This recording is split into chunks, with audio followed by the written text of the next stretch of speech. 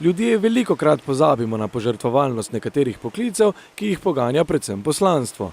Na prvi dan novega leta je mariborski župan Fištravec najprej obiskal mariborsko porodnišnico, ki do takrat še ni zabeležila poroda, saj se je letošnji mariborski prvorojenec Jan rodil šele po 12. uri. Župan je obisk nato nadaljeval v urgentnem centru UKC Maribor in se kasneje ustavil pri komandirju policijske postaje Maribor 1, kjer so v najdaljši noči v letu imeli še posebej veliko dela. Obeležili smo nekaj kršitev javnega reda in miru, predvsem na osrednjem trgu Leona Štuklja, kjer je bila javna prireditev silvestrovanja 2018. Pri tem pa smo beležili, približno enako število varnostnih dogodkov, predvsem povezanih kršitvami javnega reda in miru, pa seveda s tem povezanimi kaznivimi dejanji. Novoletne želje uslužbencev, ki skrbijo za našo varnost, so velikokrat nesebične. Zagotoviti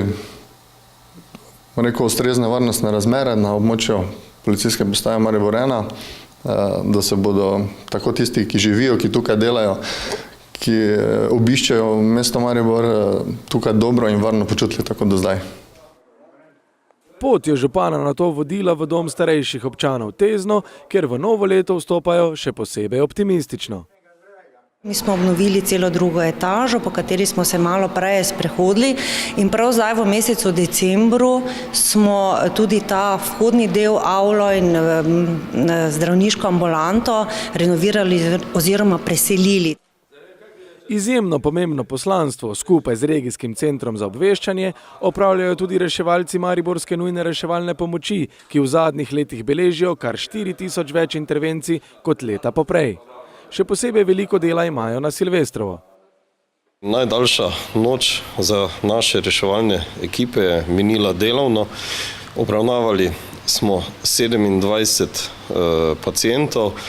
Do polnoči je bilo teh pacientov 12, po polnoči pa so naše ekipe morale 15krat izvoziti na posredovanje.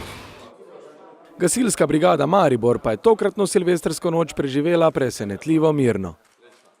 Ja, po dolgem času smo imeli gasilci manj dela, oziroma noč iz starega v novo leto je potekla mirno, brez intervencij. Včeraj smo sicer imeli popoldan gašenje enega požara, pa danes dopoldan že en izvoz, ampak sama noč pa je minila mirno.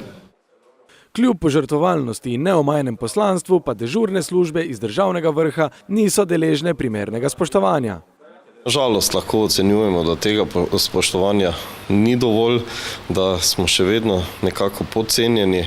Morda kateri drugi naši kolegi v katerih drugih dejavnostih, ki prav tako rešujejo, so nekoliko bolj cenjeni kot reševalci. Imamo svoje želje tudi nekako, ki nas dostikrat ne slišijo, predvsem vrh nas ne sliši. Predvsem ta del bi seveda si želel, da smo uslišani. Gasilsko brigado Maribor je prav v ta namen obiskal predsednik vlade dr. Miro Cerar in zagotovil, da bo v letošnjem letu prišlo do dogovora glede odprave plačnih anomalij.